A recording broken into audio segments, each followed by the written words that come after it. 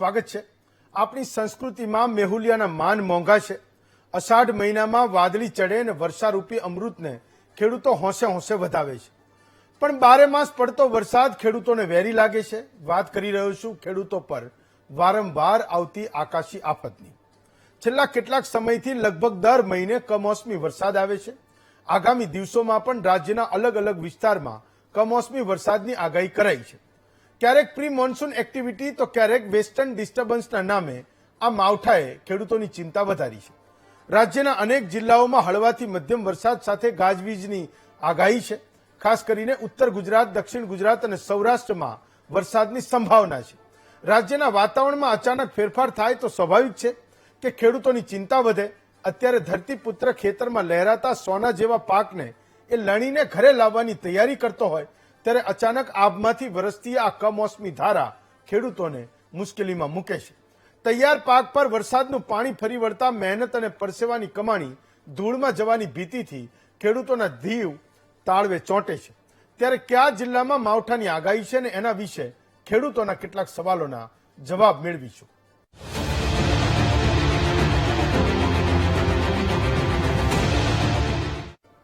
તો હું હવામાન નિષ્ણાત પરેશભાઈ ગોસ્વામીને જોડું છું। પરેશભાઈ, મહામંથનમાં આપનું સ્વાગત છે। જ્યારે આ મહામંથન આપણે કરી રહ્યા છીએ એ સમયે અત્યારે આણંદ, સાબરકાંઠા, ભાવનગર, અમદાવાદના પૂર્વ વિસ્તારમાં આ કેટલાક જિલ્લાઓમાં અને વિસ્તારોમાં વરસાદ પડી રહ્યો છે। મેં શરૂઆતમાં કીધું કે પહેલા એના વધામણા હતા, હવે એવું થઈ રહ્યું છે કે દર મહિને કોઈને કોઈ જગ્યાએ કમોસમી વરસાદ માવઠાની એ મુશ્કેલી લોકો એને સહન કરી રહ્યા છે।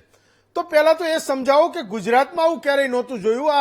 આ વર્ષે ખાસ આ સિઝનમાં, આ ઉનાળામાં આ શું થઈ રહ્યું છે કે લગભગ 10, 15, 20 દિવસે મહિનામાં એકવાર કોઈને કોઈ જગ્યાએ વરસાદ પડે છે? પરેશભાઈ, હેમંતભાઈ, આમ જોવા જઈએ તો વરસાદ હોય કે કોઈ પણ વસ્તુ હોય, સમયની કિંમત હોય છે। જો સમયે વરસાદ આવે તો સારો લાગે, સમય વિરુદ્ધ વરસાદ આવે ત્યારે હંમેશા ખેડૂતોને નુકસાન થતું હોય ને એ સારો નથી લાગતો। એટલા માટે જ એને માવઠા કહેવામાં આવે છે। એટલે અત્યારે આ માવઠા પડી રહ્યા છે। આમ જોવા જઈએ તો છેલ્લા એક દાયકાથી આપણી જે વેધર સાયકલ ખોરવાય છે, જેની અંદર જોવા જઈએ તો જે આપણું જમીની તાપમાન ઉચકાયું છે એની સાથોસાથ સમુદ્રી તાપમાન પણ ઉચકાયું છે।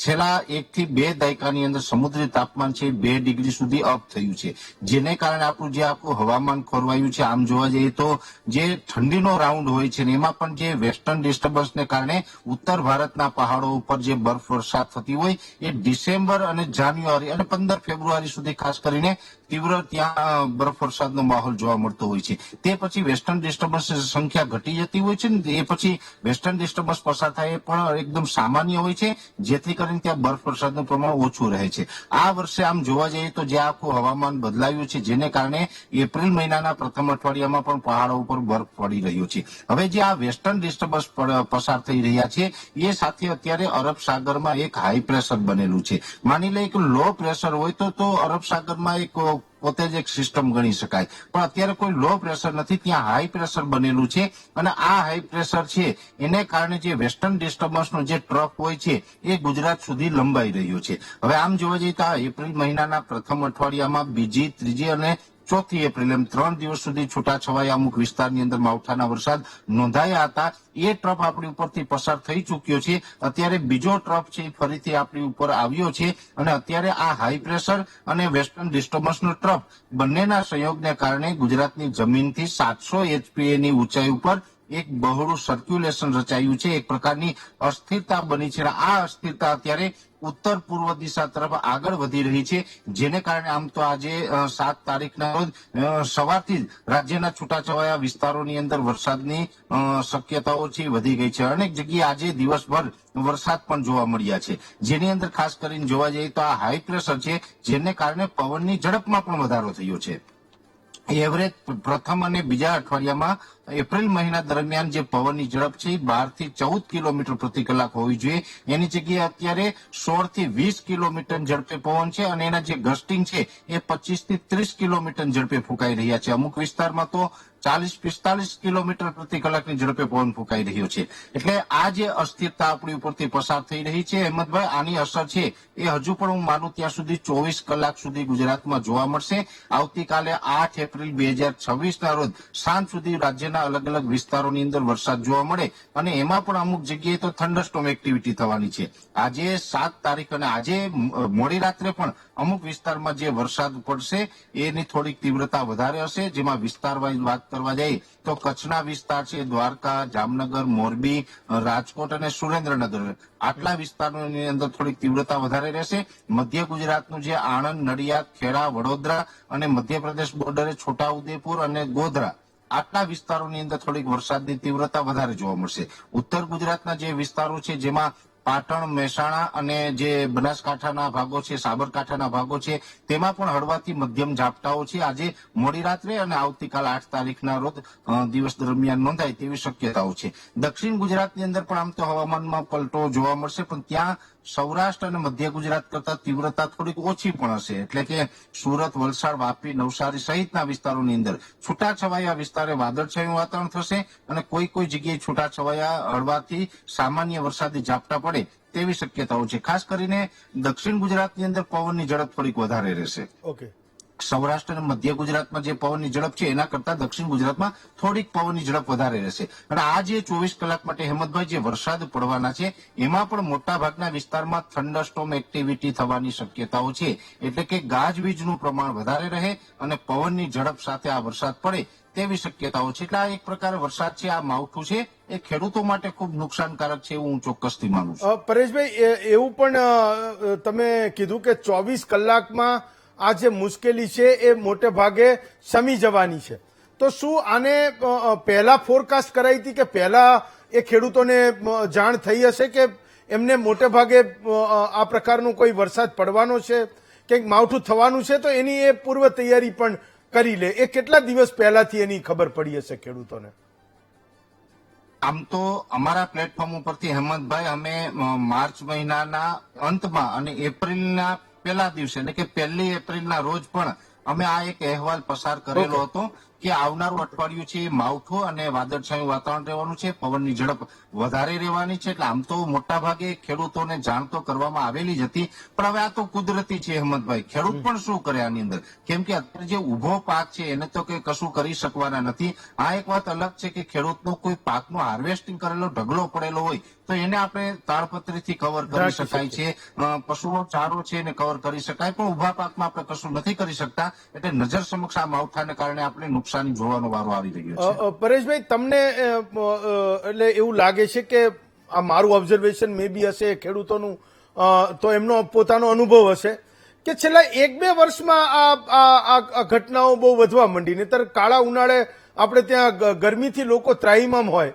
એવા સમયે વરસાદે મોટે ભાગે નહોતો જોવાતો. એમ માવઠું ક્યારે આપણે ગણતા હતા કે ભાઈ ઓક્ટોબર નવેમ્બરમાં પડે ને, જ્યારે ખેડૂતે મોટા ભાગનું બધું ભેગું કરીને રાખ્યું હોય, દિવાળી ઉપર પડે તો આપણે એવું કહેતા હતા કે માવઠું પડે છે. પણ દિવાળી પછી આ એપ્રિલ મહિનો આવ્યો, અમે તો ચોમાસાની સિઝન ચાલુ થશે જૂન જુલાઈમાં, અને ત્યાં સુધી એ વરસાદ પડી રહ્યો છે. તો આ એક ગુજરાતમાં જ એ ટ્રેન્ડ છે કે આ આખા આપણી આજુબાજુના રાજ્યો અને ભારતમાં પણ એ થઈ રહ્યું છે? મને એવું લાગે છે કે 1-2 વર્ષમાં આપણે આ બહુ જોયું, આ ઉનાળામાં વરસાદ. ચોક્કસથી હેમંતભાઈ, આમ જોવા જઈએ તો માત્ર ગુજરાત પૂરતો પ્રશ્ન નથી. આ પ્રશ્ન છે એ ભારત અને ભારતના પડોશી દેશોની અંદર પણ અત્યારે જોવા મળી રહ્યો છે. એટલે આમ તો જોવા જઈએ તો આ છેલ્લા 2 વર્ષથી આપણે કમોસમી વરસાદ અને હવામાનની જે અસ્થિરતા બંધાઈ રહી છે એનું મેઇન કારણ છે એક તો વેધર સાયકલ ખોરવાય છે, પ્રદૂષણમાં વધારો થયો છે. એ સાથે છેલ્લા 1 થી 2 દાયકાની અંદર સતત સમુદ્રી તાપમાનમાં પણ 2 ડિગ્રી સુધીનો વધારો થયો છે.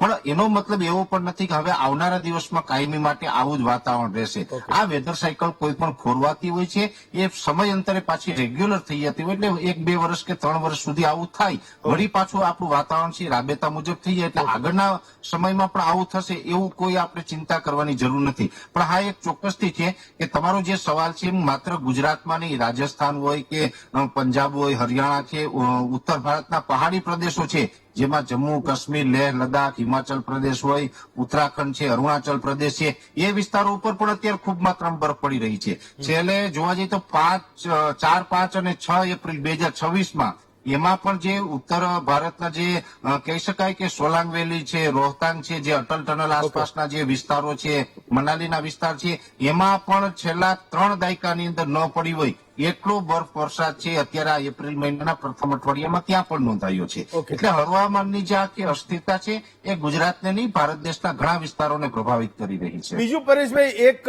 એ પણ હતું કે ઉનાળામાં આપણે ત્યાં ગુજરાતમાં ખેડૂત મોટે ભાગે એની વાડ કરે, શેઢા હરખા કરે, એને કંઈક ખાતર નાખવાનું એ નાખે, માટી નાખે, એને હળવાનું કામ કરે. એક બહુ મોટી તૈયારી આપણે ત્યાં ઉનાળામાં થતી હતી.